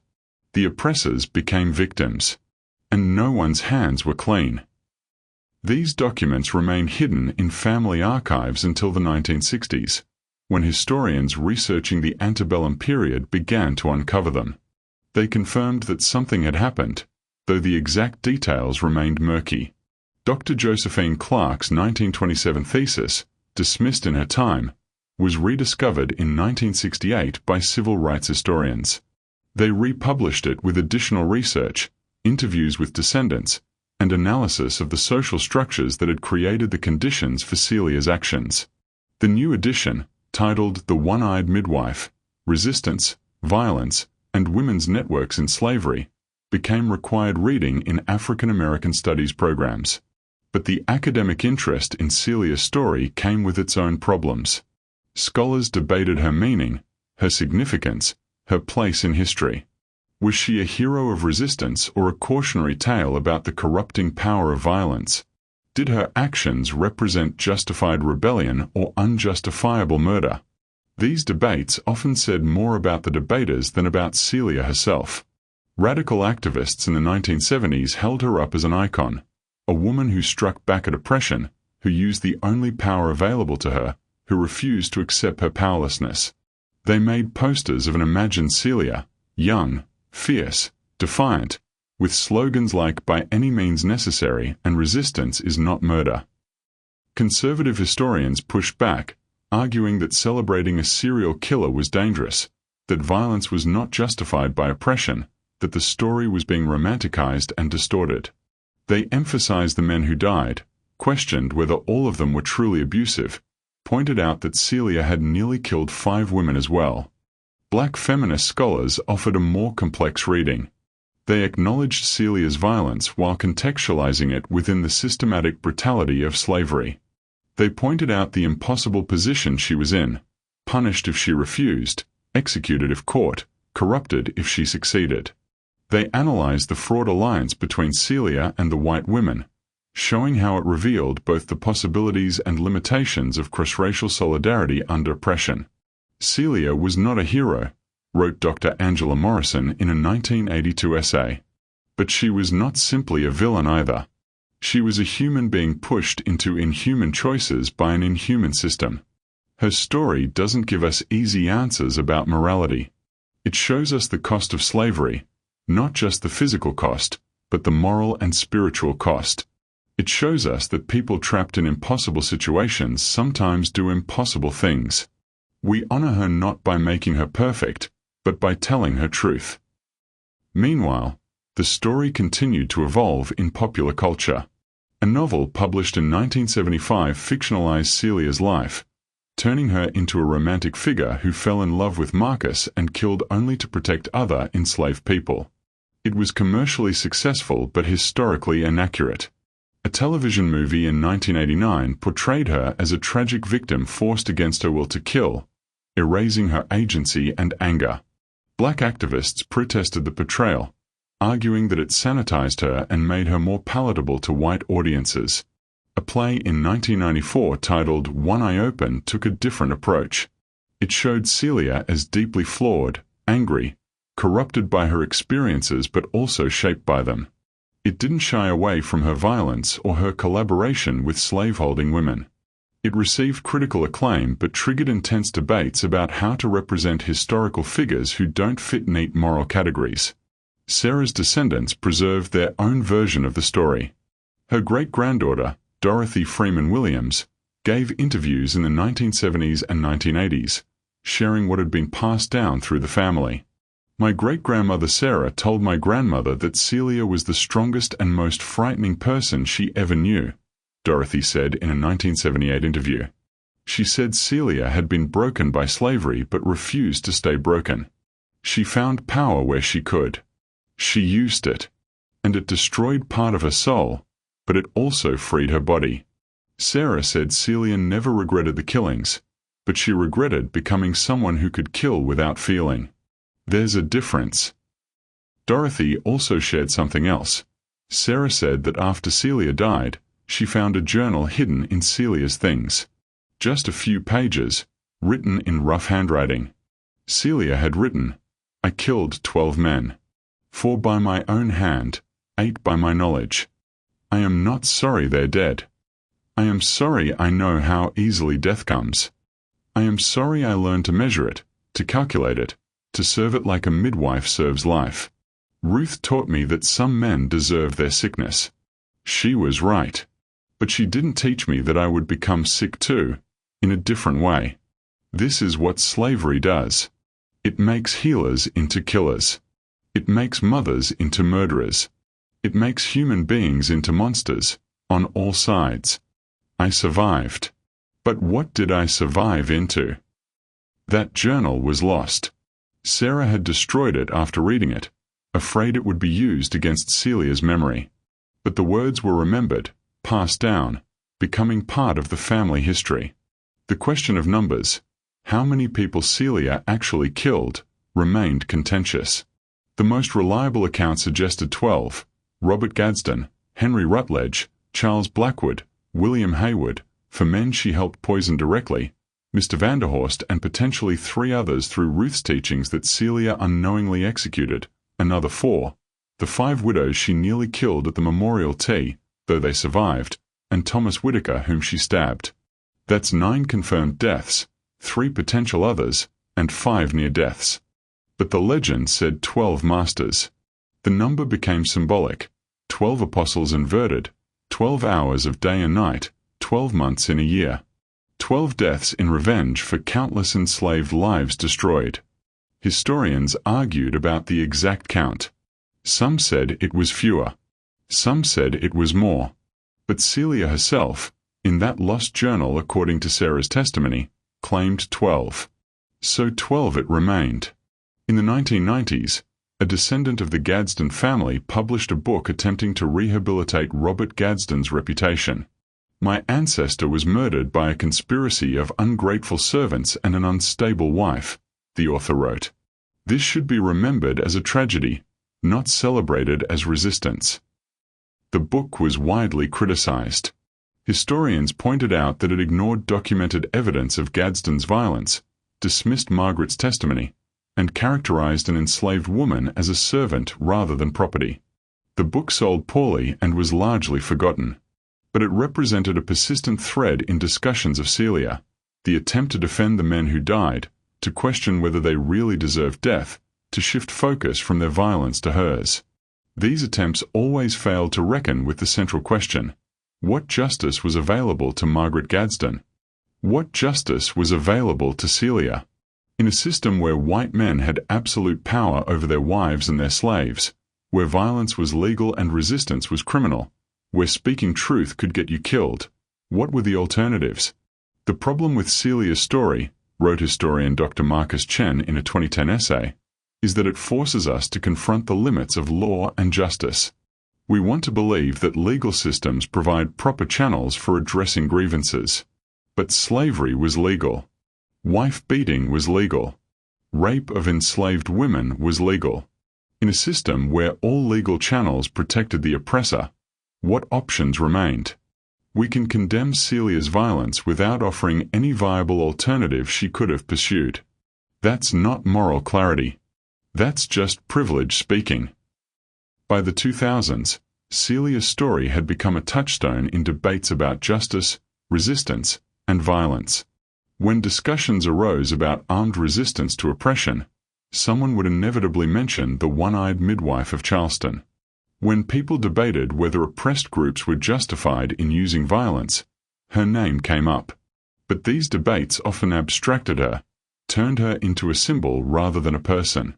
They forgot that she was a real woman who had suffered real pain, who had made real choices, who had lived with real consequences. The most honest reckoning with Celia's legacy came from unexpected sources, the descendants of the people she killed. In 2015, a great-great-granddaughter of Henry Rutledge named Patricia Rutledge Morrison published an essay titled "My Ancestor the Abuser." She had researched family records, found evidence of Henry's violence, examined the patterns of abuse that had been hidden in polite family histories. "I used to think my great-great-grandfather was murdered by an evil slave," she wrote. "Now I understand he was killed by a desperate woman in conspiracy with his abused wife. Do I think murder was right? No. Do I understand why my great-great-grandmother Catherine wanted him dead? Yes. Do I think Celia was wrong to help her? I honestly don't know. What I do know is that my family benefited from slavery, from patriarchy, from violence. We built our wealth on the suffering of people like Celia. My ancestor's death was a tragedy. But so was his life. So was everything he did to the people he owned and the woman he married." The essay went viral. It sparked conversations about historical accountability, about how descendants of enslavers should reckon with their family histories, about the complexity of moral judgment across time. Other descendants responded. Some agreed with Morrison. Others defended their ancestors. The debates became heated, personal, sometimes ugly.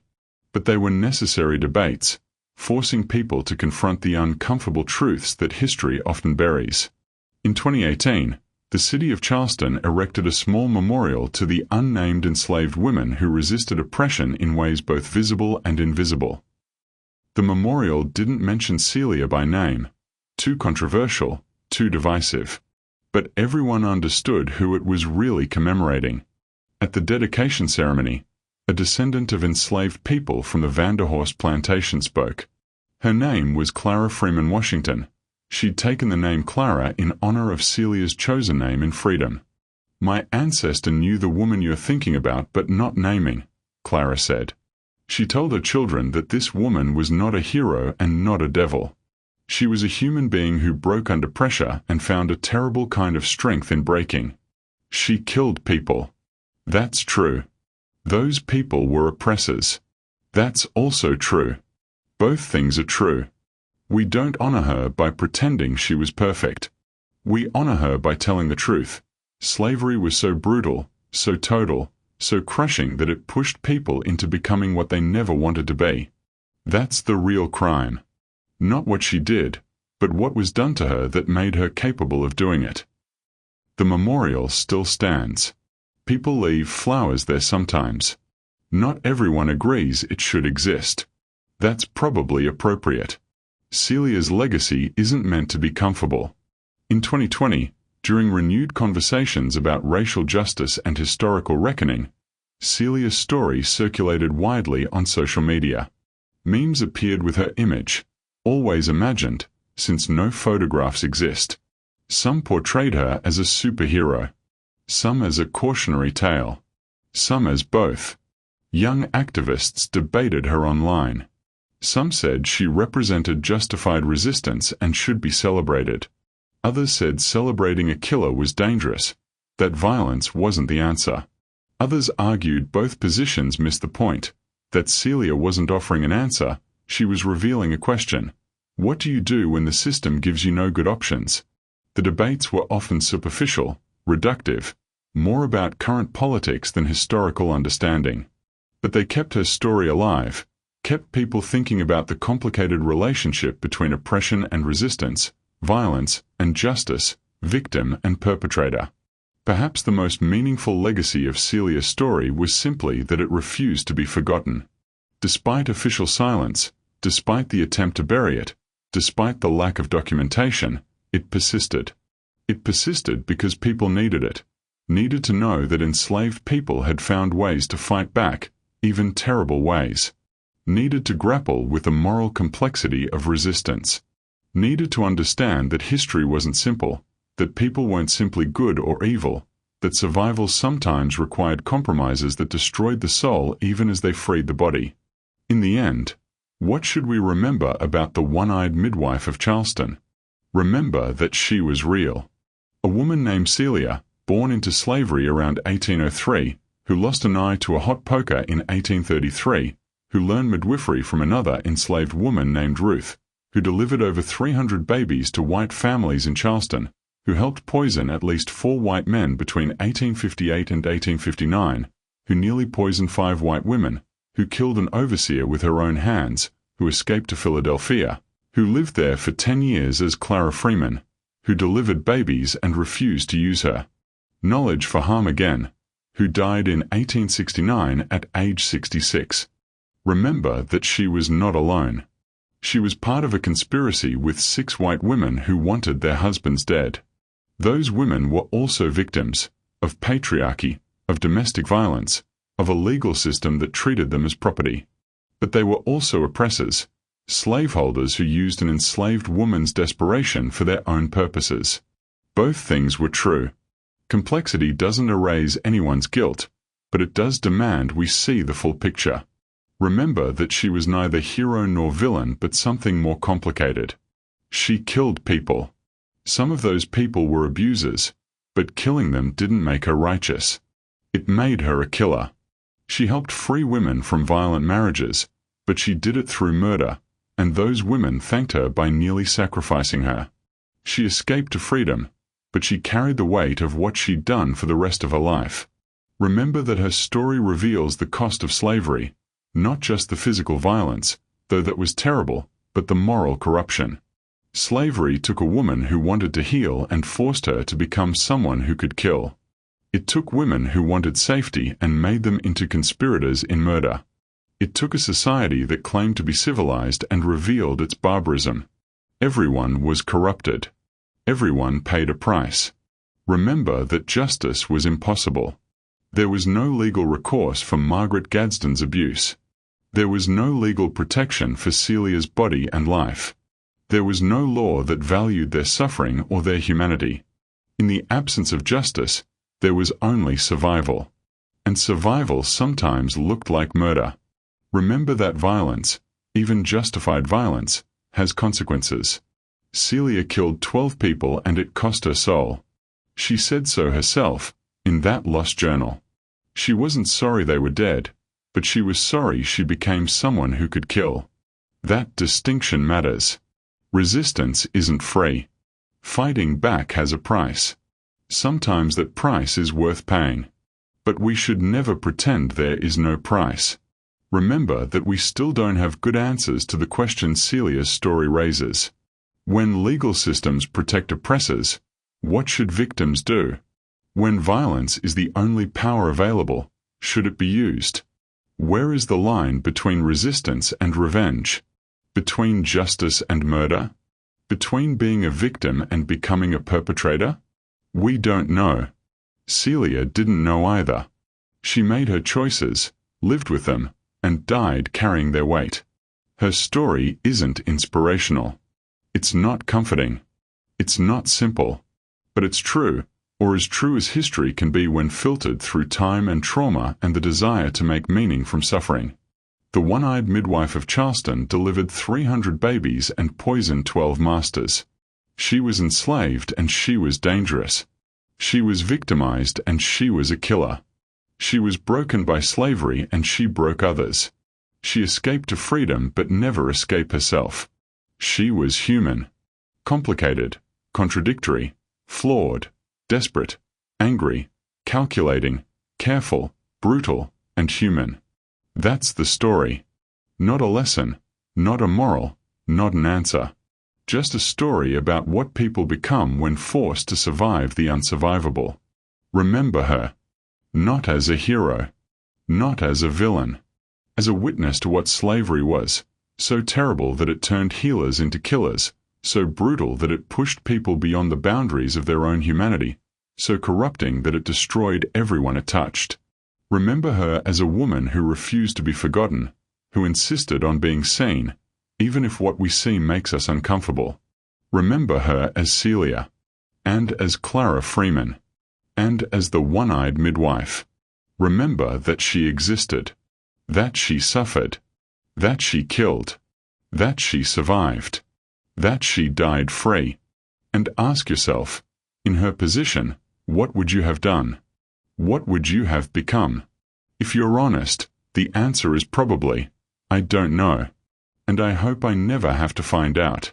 That might be the only honest answer possible.